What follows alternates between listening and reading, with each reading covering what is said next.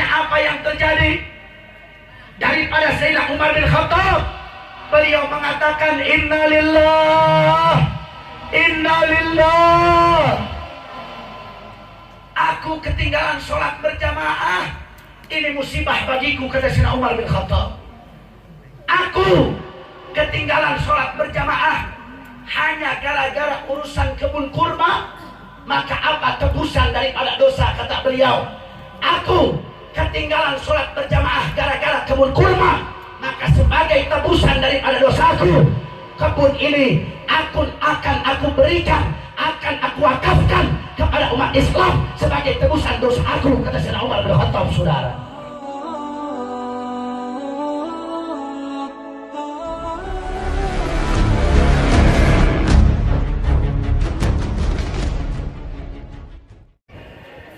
Ahibba'il kiram, usikum jami'an wa nafsi bitaqwallah wa bita'ati Rasulillahi sallallahu alaihi wa sahbihi wa sallam. Qala ta'ala fi kitabihil aziz, ya ayyuhalladzina amanu taqullaha haqqa tuqatih wa la tamutunna illa wa antum muslimun.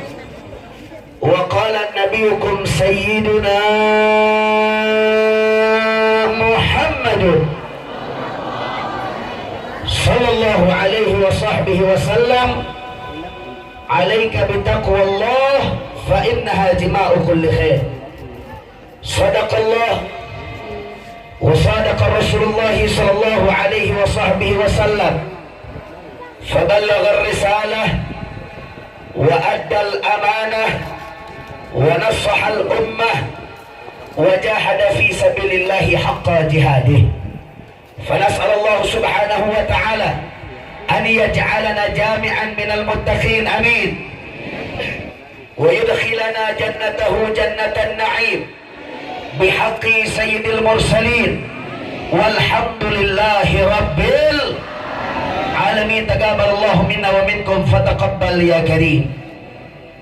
Kepada para alimil ulama, para kiai, para kesepuhan, para tokoh masyarakat, dan juga kepada aparatur pemerintah baik sipil ataupun militer, wabil khusus yang sama kita cintai dan yang sama kita muliakan, Al-Mukarram Al-Mukhtaram Al-Ustadzul Mubarak Kiai Haji Khalid Al-Failani selaku khadimul mahad daripada Mahad Al-Hidayah,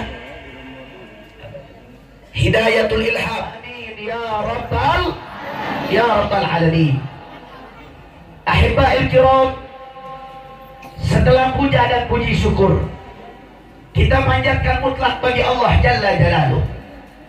Setelah salawat dan salam, kita curahkan kepada junjungan alam baginda Sayyiduna Muhammad sallallahu alaihi wasallam. Pada kesempatan malam hari ini, di tempat yang penuh keberkahan ini tempat menjadi tempat turunnya maghfirah dari Allah Subhanahu wa taala. Ini tempat menjadi tempat turunnya rahmat dari Allah, menjadi tempat turunnya pengampunan dari Allah. Oleh karena itu alangkah ruginya kalau kita semua yang hadir pada malam hari ini tanpa mengucap rasa syukur kepada Allah Subhanahu wa taala. Alhamdulillah. Alhamdulillah. Kurang kompak. Alhamdulillah. Alhamdulillahirabbil alamin. Sama kita maklumi bahwasanya pada malam hari ini kita semua berkumpul di tempat ini tidak lain dan tidak bukan, yakni yang pertama, yang paling utama, kita semua berkumpul dalam rangka untuk mencari ridhonya Allah Subhanahu wa taala. Oleh karena itu dengan niat kita yang baik tersebut kepada Allah, kita meminta dan memohon kepada Allah, tidaklah selesai acara ini melainkan Allah telah memberikan keridhaannya kepada kita semua. Amin ya rabbal alamin. Ya rabbal alamin. Dan juga yang kedua yang tidak kalah pentingnya, kita semua berkumpul pada malam hari ini dalam rangka memperingati yaitu pergantian daripada tahun baru Islam, pergantian daripada tahun Hijriah yang kita kenal dengan bulan Muharram.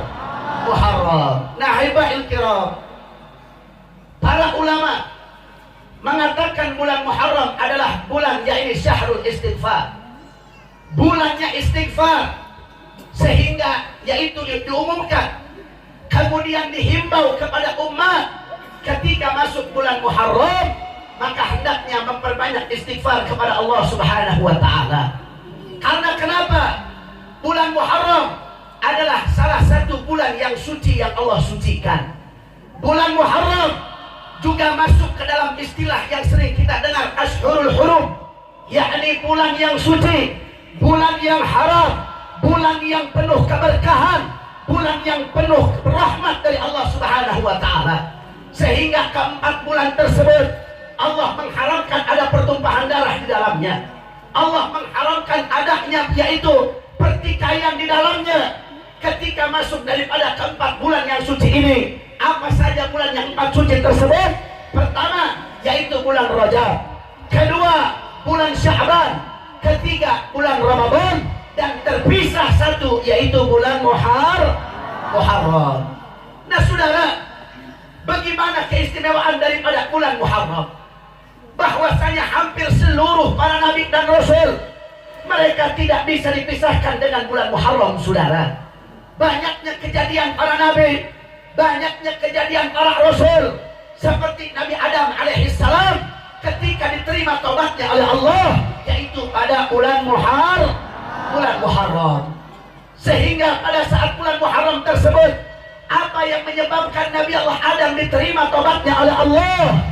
Tidak lain tidak bukan, pada bulan Muharram ini Nabi Allah Adam yaitu mengucapkan daripada istighfar yang sering kita kenal dengan istighfarnya Nabi Adam. Betul? Ada yang tahu istighfar Nabi Adam? Ada yang tahu istighfar Nabi Adam? Apa istighfarnya Nabi Adam? Ayo santri, mana santri? Istighfar Nabi Adam kumaha? Jangan malu-malu, yang kencang suaranya apa?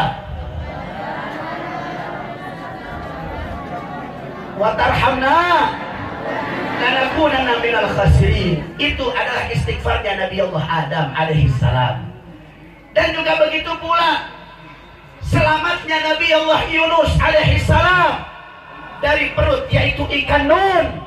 Kemudian apa yang dibaca oleh Nabi Allah Yunus ketika di dalam perut ikan nun? Juga dikenal ada istighfar Nabi Yunus. Apa istighfar Nabi Yunus? La ilaha illa anta subhanaka inni kuntu minadh dhalimin. Itu namanya istighfar Nabi Yunus. Ini semua berkaitan dengan istighfar, berkaitan dengan pertolongan Allah, pengampunan Allah. Begitu pula Nabi Allah Ibrahim alaihissalam selamat daripada api yang ketika itu dibakar oleh Raja Namrud, juga terjadi pada bulan Muharram.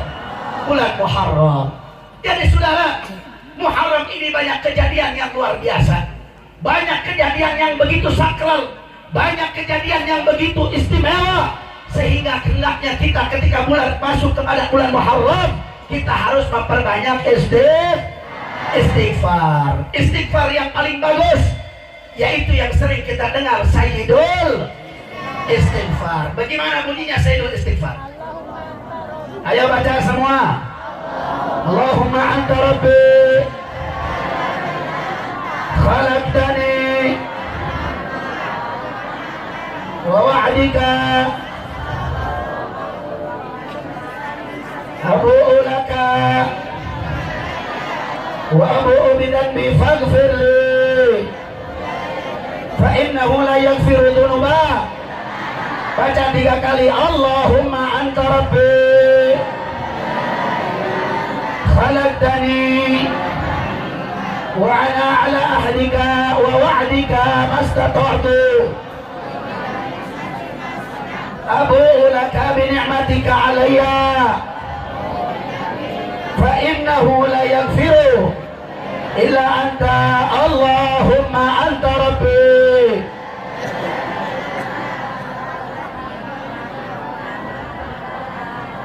Wa wa'dika mastata'tu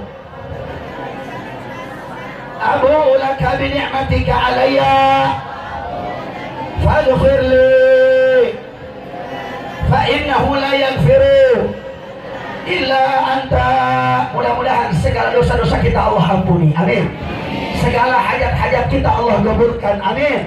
Nah, kemudian nanti pulang dari tempat ini di rumah setiap hari perbanyak istighfar. Karena rugi, para ulama mengatakan orang yang masuk kepada bulan Muharram tanpa mendapatkan ampunan dari Allah adalah orang-orang yang rugi. Sehingga jangan lupa istighfar kepada Allah. Jangan pernah kita putus asa daripada rahmatnya Allah. Berapa banyak pun dosa yang pernah kita lakukan, rahmatnya Allah, maafnya Allah lebih besar daripada dunia dan seisinya, saudara. Betul? Betul.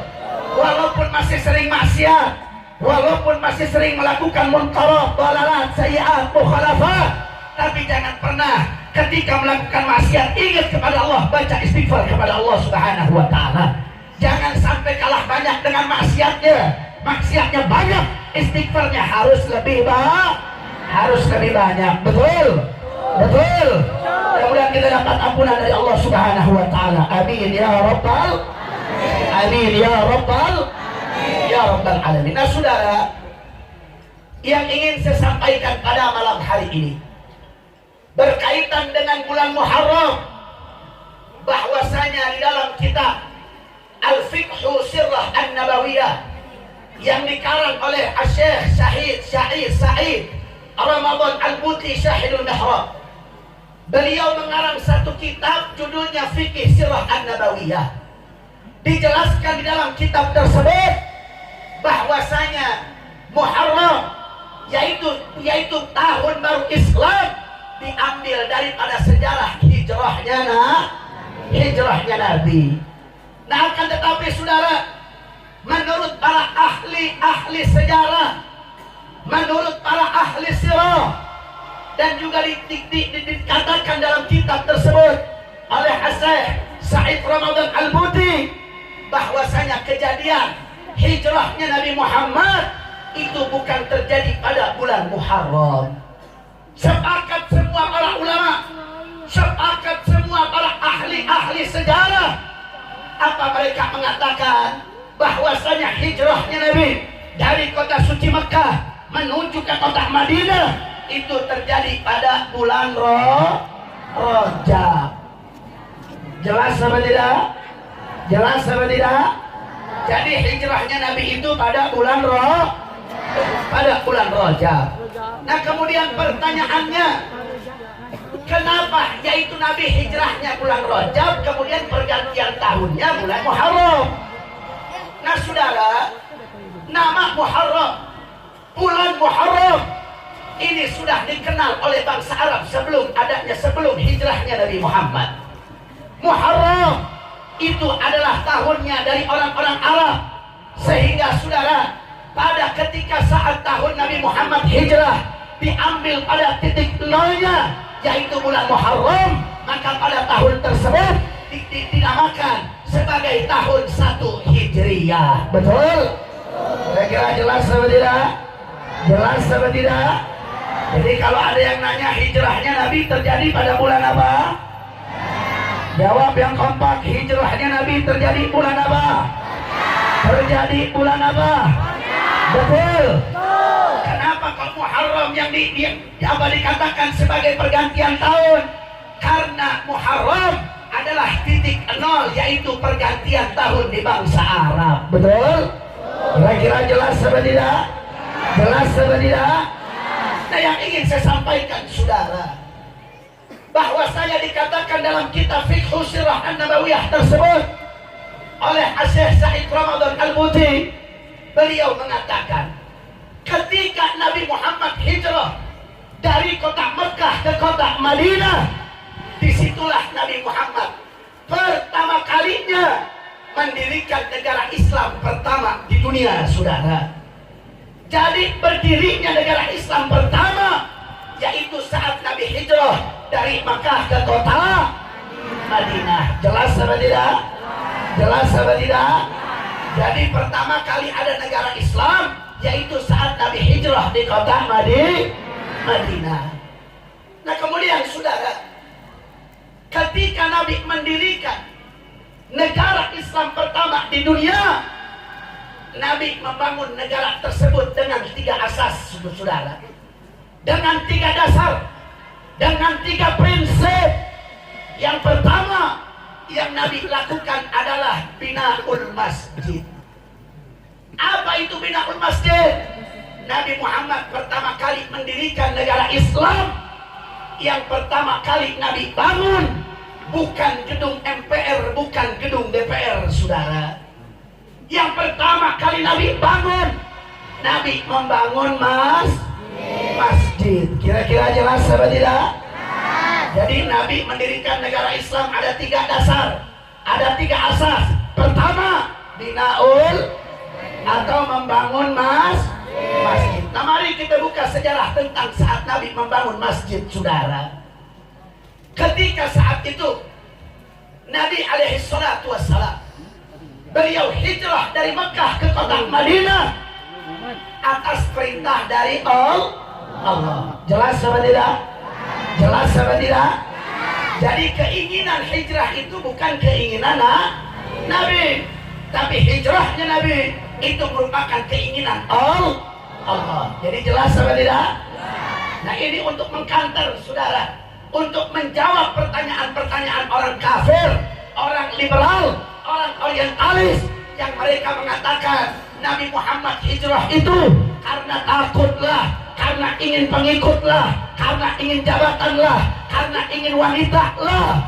Mereka katakan Nabi Muhammad itu seperti itu, tapi pada hakikatnya Nabi Muhammad hijrah atas perintah dari Allah. Pertama, saudara, banyak orang yang mengatakan bahwasanya Nabi Muhammad hijrah dari Mekah ke Madinah karena takut, saudara. Perhatikan, karena apa? Karena takut. Nah, saudara, dalam sejarah hijrah Nabi Muhammad, yang pertama kali disuruh berangkat ke Madinah, Nabi Muhammad apa para sahabatnya, saudara? Jawab yang kompak. Nabinya apa sahabatnya? Nabinya apa sahabatnya? Sahabatnya, saudara. Kalau Nabi yang takut, maka Nabi pasti yang lari pertama, saudara.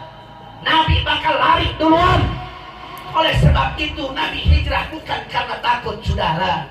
Setelah semua umat Islam hijrah ke Madinah, para sahabat yang lain telah duluan. Yang paling terakhir berangkat ke Madinah, itulah Nabi kita tercinta, Sayyiduna Muhammad. Jadi ingat, bukan karena takut. Betul apa tidak? Ada juga yang mengatakan, ini orang-orang kafir, musuh-musuh Islam, saudara. Mereka katakan hijrah Nabi itu karena pengen pengikut. Saat Nabi di Mekah kekurangan pengikut, sehingga Nabi harus hijrah ke Madinah karena di Madinah banyak pengikut Nabi. Saya mau tanya, kacau apa tidak? Kacau apa tidak? Kacau apa tidak? Nah, ini pernyataan yang tidak benar, saudara. Lanjut. Siap sampai jam 2, sampai jam 3, sampai jam 4, sampai subuh. Main modal, saudara. Masya Allah. Takbir, takbir. Mau tahun baru Islam mesti lebih meriah daripada tahun baru kafir, saudara. Betul? Betul? Betul? Tadi kita lagi bicara Nabi Muhammad itu hijrah katanya kekurangan pengikut. Makanya ngadinya fokus serius. Betul? Mari kita lanjutkan, saudara. Jadi Nabi dikatakan, Nabi ini kenapa hijrah ke Madinah? Karena Nabi kekurangan pengikut saat di Mekah. Makanya Nabi Muhammad itu hijrah ke Madinah karena di Madinah itu orangnya sudah hampir masuk Islam semua, saudara. Tapi saudara, sebenarnya hakikatnya perjalanan hijrah Nabi itu merupakan perintah dari Allah. Jelas apa tidak? Ketika Nabi sampai ke kota Madinah, saudara, ini sebelum Nabi sampai ke kota Madinah, para sahabat yang ada di Madinah, orang-orang Ansor, mereka gak kuat pengen buru-buru lihat Nabi datang ke Madinah, saudara. Akhirnya para sahabat ketika itu ada yang naik ke atas pohon kurma, ada yang naik ke rumah-rumah atasnya, saudara.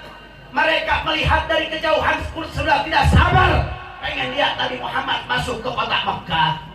Akhirnya saudara, ketika dilihat oleh para sahabat yang sedang naik pohon kurma, rombongan Nabi Muhammad sudah kelihatan sedikit lagi akan sampai ke Madinah. Akhirnya mereka mengatakan Nabi Muhammad sudah sebentar lagi, Nabi dikit lagi nyampe kota Madinah. Akhirnya saudara, mereka yang dari rumah-rumah keluar daripada rumahnya, mereka yang lagi sibuk mereka tinggalkan kesibukannya, mereka semuanya berbondong-bondong, yaitu apa? Berkumpul di pinggiran jalan Madinah untuk menyambut nabinya tercinta Nabi Muhammad.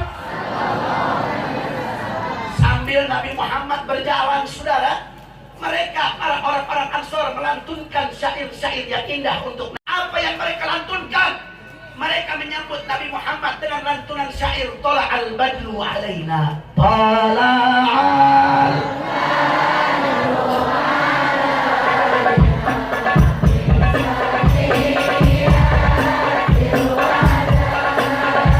semua.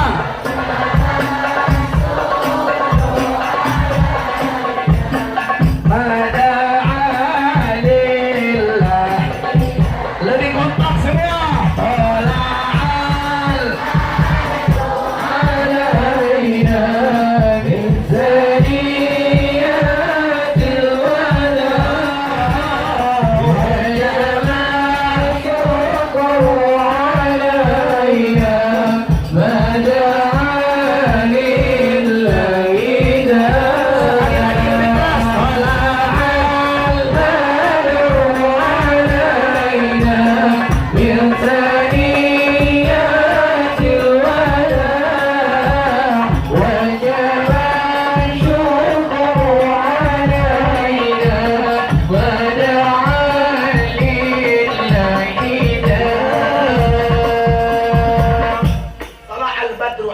Yang mereka lantunkan syair dalam apa? Menyambut kekasihnya Nabi Muhammad. Ketika Rasulullah sampai ke kota Madinah, akhirnya para sahabat ketika itu mereka berebut ingin apa? Di rumahnya ingin diinjak oleh Nabi Muhammad. Mereka berebut salaman sama Nabi. Mereka berebut pengen rumahnya dimampirin sama Nabi.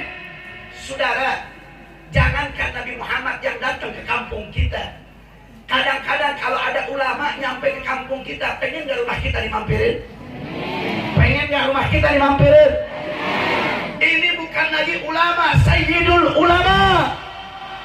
Yang datang adalah pemimpin para ulama dari dunia sampai akhirat, saudara. Sayyidul Mursalin, pemimpin para nabi dan rasul. Makanya pantas para sahabat ketika itu berebut, yaitu meminta Nabi Muhammad untuk tinggal di rumah mereka, saudara. Mereka mengatakan, ya Rasulullah, tinggallah di rumah kami. Sahabat yang lain, ya Rasulullah, di rumah kami saja. Yang lain mengatakan di rumah kami saja. Mereka berebut ingin Nabi Muhammad tinggal di rumah mereka, saudara. Namun subhanallah, sosok Nabi Muhammad tidak ingin mengecewakan daripada umatnya, saudara. Andaikan Nabi mengiyahkan satu permintaan orang saat itu, Nabi tinggal di rumah mereka satu saja, berapa banyak sahabat lain yang terluka, yang sakit hatinya, saudara. Tapi indahnya Nabi Muhammad, beliau dengan luar biasa bijaksana. Akhirnya apa kata Nabi? Nabi mengatakan, di mana aku tinggal tergantung onta ini di mana dia berhenti, kata Nabi Muhammad. Akhirnya Nabi Muhammad yaitu memerintahkan ontaknya untuk berjalan. Nabi Muhammad sudah tahu kalau ontaknya ini dituntun oleh Allah Subhanahu wa Ta'ala. Akhirnya ontaknya ini berjalan sendiri, nggak jauh dari situ. Akhirnya ontak tersebut duduk diam di satu bidang tanah yang pemiliknya al-gulamin al-yatimin, kedua anak yatim, saudara. Kemudian ketika ontak itu diam, akhirnya Nabi Muhammad mengatakan, hahuna, disitulah tempat aku tinggal, kata Nabi Muhammad. Akhirnya ditanya, yaitu pemilik daripada tanah tersebut. Ternyata pemilik tanah tersebut adalah anak yatim, saudara. Dua anak yatim yang diasuh oleh sahabat, saudara. Kemudian singkat cerita, ketika Nabi Muhammad ingin membangun masjid, apa yang terjadi, saudara? Nabi Muhammad tidak mau tanah tersebut diambil dengan begitu saja. Nabi Muhammad pengen bayar itu tanah, saudara. Akhirnya apa kata kedua anak yatim pemiliknya ini? Ini anak yatim gak punya harta lagi kecuali tanah peninggalan orang tuanya, itu-itunya saja, saudara. Gak punya apa-apa lagi. Akhirnya apa kata ini anak yatim? Ya Rasulullah, nahabuhu laka ya Rasulullah. Ya Rasulullah, aku hadiahkan tanah ini untukmu ya Rasulullah. Aku gak punya harta apapun ya Rasulullah. Yang aku punya hanya tanah ini. Ini akan aku hadiahkan kepada engkau wahai Nabi Muhammad. Sallu ala Nabi. Sallu ala Nabi. Tapi apa yang terjadi, saudara? Nabi Muhammad tahu kalau anak yatim ini butuh dengan harta itu, saudara. Nabi tahu kalau itu anak yatim perlu dengan tanah itu. Akhirnya apa kata Nabi? Aku tidak akan membangun masjid setelah aku membayar ini tanah, kata Nabi. Dalam riwayat dikatakan tanah tersebut, sebidang tanah tersebut dibayar oleh Nabi di nominal 10 dirham, saudara. Dibayar oleh Nabi Muhammad. Singkat cerita, ketika tanah sudah dibayar, disitulah Nabi Muhammad mendirikan negara Islam pertama dengan asas yang pertama, binaul masjid. Nabi mulai bangun masjid. Nabi kumpulkan batu sendiri. Nabi susun itu batu sendiri. Kemana para sahabat? Para sahabat ada, tapi Nabi tidak memerintahkan pertama kali kepada sahabat. Kenapa, saudara? Itulah sosok pemimpin sejati, saudara. Beliau tidak pandai beliau itu bukan hanya pandai berkata-kata, tapi beliau juga pandai dalam pembuktiannya, saudara. Sebelum Nabi Muhammad memerintahkan kepada para sahabat, Nabi Muhammad dulu yang melakukannya, saudara. Sehingga ini menjadi cambuk, ini menjadi satu refleksi untuk kita, terkhusus kepada para pejabat, terkhusus kepada para alimul ulama. Kalau pengen diikuti oleh umat, kalau pengen dicintai oleh umat, jangan hanya banyak berkata-kata, tapi lakukan pembuktian, saudara. Betul, betul. Zaman sekarang bagaimana, saudara? Ngomong doang gede, saudara. Betul? Apalagi bentar lagi nih 2024, saudara. Ada pemilihan ini, lihat aja, saudara. Mereka pandai berkata-kata, saudara. Betul? Janji ini, janji itu. Saat ada butuhnya baru mau turun ke masyarakat, saudara. Tapi kalau udah jadi, kemana bagusnya, saudara? Betul, betul, betul. Makanya yang punya sifat kayak begitu bukan sosok pemimpin, saudara. Makanya saya himbau di masyarakat, jangan mudah ditipu oleh pelaku-pelaku politik seperti itu. Betul, betul, betul. Harusnya pejabat bagaimana? Sebelum bicara, harusnya sudah melakukan pertama kali, saudara. Betul. Jangan cuma pandai berkata-kata. Kalau hanya cuma berkata-kata, jangankan ente, burung beo saja bisa bicara, saudara. Betul, betul. Kira-kira sampai sini jelas apa tidak? Jelas apa tidak? Begitupun para ulama, begitupun para kiai. Jangan cuma bilang sama umat harus bersatu, umat harus bersama-sama, umat harus tegakkan Islam. Bilang umat harus bersatu, dirinya masih berebut amplop sama kiai lain, saudara. Betul, betul. Mau tanya begitu ayah bantu, ayah bantu, seur bantu, ayah di dia begitu. Kemana, kemana? Masya Allah. Bilang sama umat, harus bersatu. Umat gak boleh pecah belah. Dirinya paribut amplop, saudara. Betul? Ada tahlilan satu kampung yang diundang kiai lain. Dia baper, saudara. Masya Allah. Saya mau tanya, yang begitu kiai apa bukan, saudara? Kiai apa bukan? jangan ikutin kayak yang begitu, saudara. Betul? Makanya bagaimana caranya supaya umat ikut sama ente? Bagaimana caranya supaya umat ini nurut sama ente? Sami'na wa ata'na sama ente? Jangan hanya pandai berkata-kata, tapi amalkan apa yang kalian katakan, saudara. Betul? Betul? Makanya tiru Nabi Muhammad. Lihat Rasulullah. Nabi Muhammad padahal, saudara, Nabi bisa saja, nggak perlu Nabi capek-capek ambil batu sendiri, rapihin batu sendiri, susun batu sendiri. Nabi bisa saja suruh sahabat. Tapi inilah tarbiyatun Nabi. Ini adalah pendidikan Nabi untuk mendidik ketika nanti ada pemimpin. Jangan hanya bisa nyuruh duluan, tapi harusnya seorang pemimpin melakukan pertama kali sebelum masyarakatnya. Takbir, takbir. Sallu ala Nabi. Kira-kira sampai sini jelas apa tidak? Jelas apa tidak? Akhirnya apa yang terjadi, saudara? Ketika melihat Nabi Muhammad cari batu sendiri, Nabi susun batu sendiri, para sahabat melihat Nabi Muhammad kerja sendiri, saudara, apa yang terjadi? Mereka mengatakan bisik-bisik tetangga, saudara. Mereka bisik-bisik sesama para sahabat, lihat Nabi Muhammad sudah mulai membangun masjid, Nabi sudah mulai bekerja. Apakah kemudian lantas kita diam? Kita tidak membantu Nabi? Kata mereka, ini adalah kekeliruan yang luar biasa, kata para sahabat. Akhirnya apa, saudara? Para sahabat tanpa diperintah oleh Nabi, mereka berbondong-bondong ikut untuk membangun masjid, saudara. Itulah hikmahnya. Makanya pejabat jangan susah-susah nyuruh masyarakat buat ikut sama ente. Lakukan saja pembuktian. Masyarakat gak perlu disuruh. Kalau ente melakukan pertama kali, masyarakat akan ikut ente tanpa disuruh, saudara. Betul? Betul? Betul? Ini yang terjadi, saudara. Kira-kira jelas apa tidak? Jelas apa tidak? Kemudian singkat cerita, ketika masjid sudah berdiri, akhirnya apa yang terjadi? Nabi Muhammad mulai, saudara, yaitu sholat berjamaah yaitu pertama kali di masjid itu, saudara. Para sahabat diundang, mereka mendengar lantunan yaitu suara adzan dari Bilal ibn Rabah. Akhirnya mereka berbondong-bondong masuk ke masjid untuk sholat berjamaah bersama Nabi.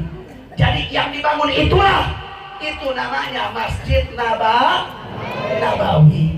Masjid Nabawi di mana? Masjid Nabawi di mana? Di Madinah, saudara. Alhamdulillah, tempat yang pertama kali tersebut dibangun oleh Nabi sampai sekarang masih ada, tidak ada perubahan. Hanya soal perubahan pelebaran dan ornamen-ornamen tambahan, saudara. Pelebaran makin sini makin luas berkah Nabi Muhammad. Negara Arab menjadi negara yang kaya raya, saudara. Betul? Berkah siapa? Berkah siapa? Berkah Nabi Muhammad. Pengen gak siapa ke makam Nabi? Mudah-mudahan berkah malam acara hari ini, tahun ini kita bisa umroh ke makam Nabi. Amin. Amin. Mudah-mudahan kita bisa berangkat ke Al-Haramain Asy-Syarifain. Amin ya Rabbal Alamin. Nah, singkat cerita, saudara, kenapa Nabi Muhammad pertama kali mendirikan masjid?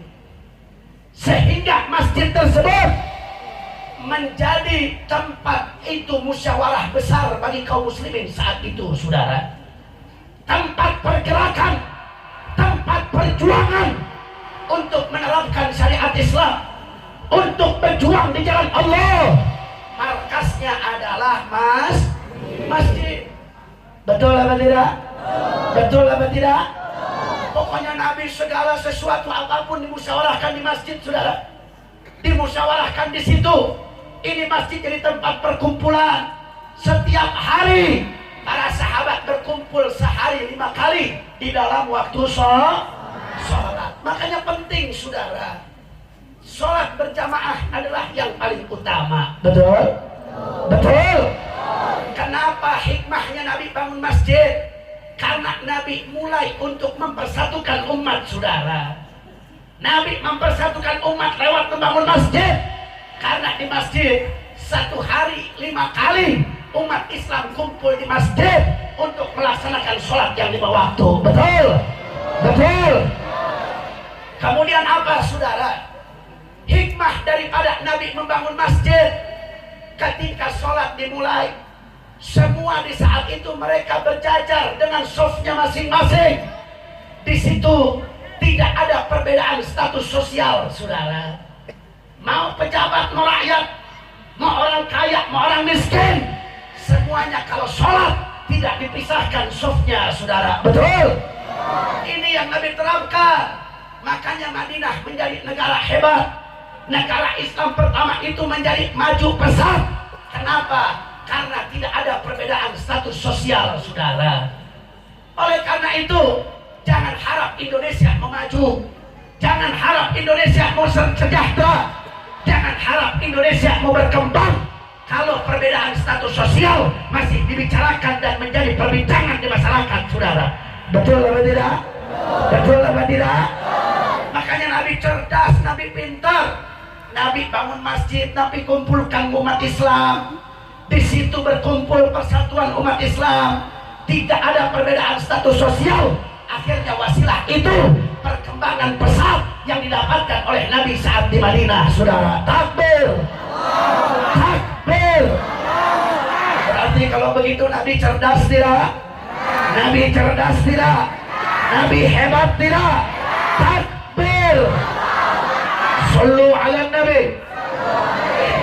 Kemudian saudara, yang ingin saya ingatkan juga ini terkhusus laki-laki. Sholat itu bagusnya di masjid, betul? Al-jama'atul ula, jamaah pertama kali yaitu saat di masjid. Ini pahalanya luar biasa, saudara. Nabi Muhammad pernah ditanya, ya Rasulullah, amalan apa yang paling hebat? Amalan apa yang paling bagus?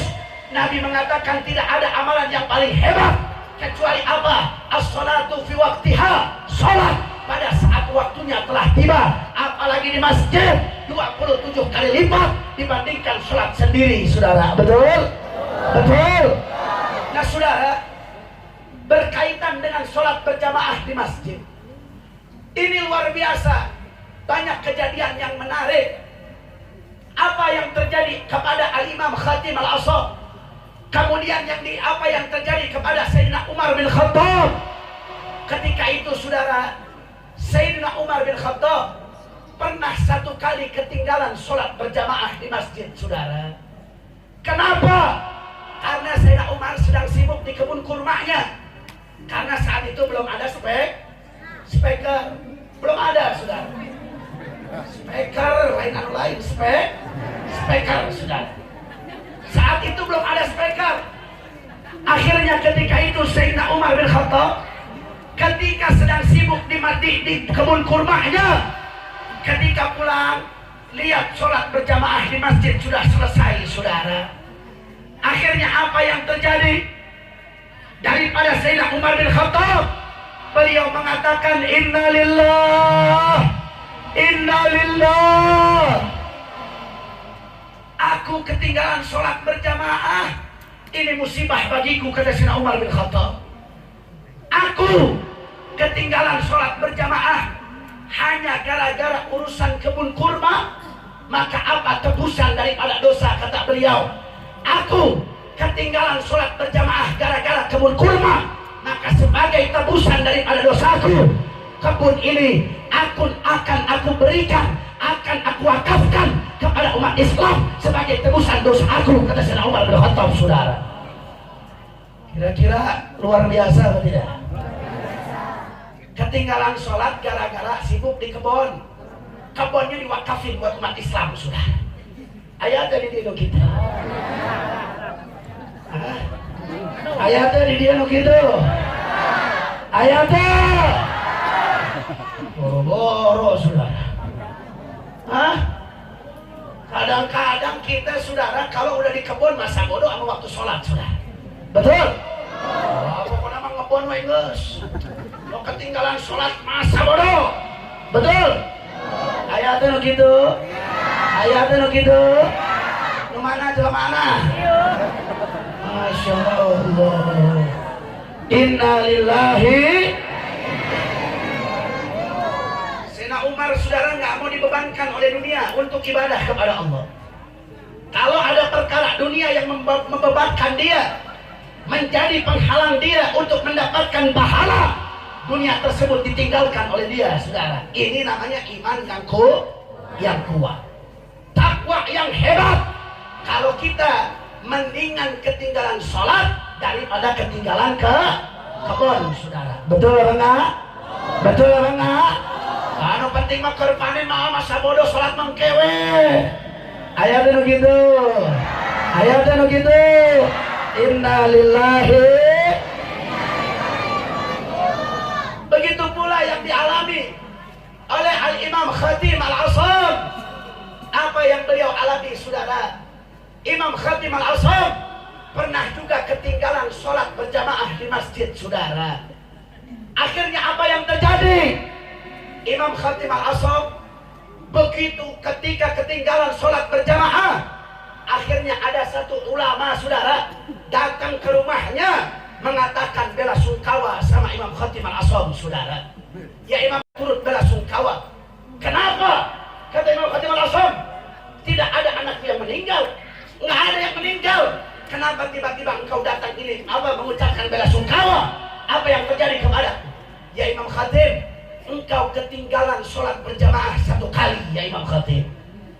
Akhirnya apa? Imam Khatim berpikir, saudara, An-nas, manusia, mereka ahwan indahum masaibuddin, ahwan indahum min masaibid dunia. Manusia kebanyakan mereka menganggap enteng musibah agama dibandingkan musibah daripada dunia, saudara. Kemudian apa? Kata Imam Khatim Al-Asam, ketika anakku meninggal saat itu, ribuan manusia datang bertakziah kepada rumah ini. Semua orang datang, hanya anakku meninggal. Tapi saat aku ketinggalan sholat, nggak ada orang yang takziah datang kepadaku. Itu Imam Khatim Al-Asam, saudara. Akhirnya apa kata beliau? Imam Khatim Al-Asam mengatakan, demi Allah, bagiku lebih berat ketinggalan sholat berjamaah daripada kehilangan semua anak-anakku, kata mereka, kata beliau, saudara. Takbir, takbir, sallu ala nabi.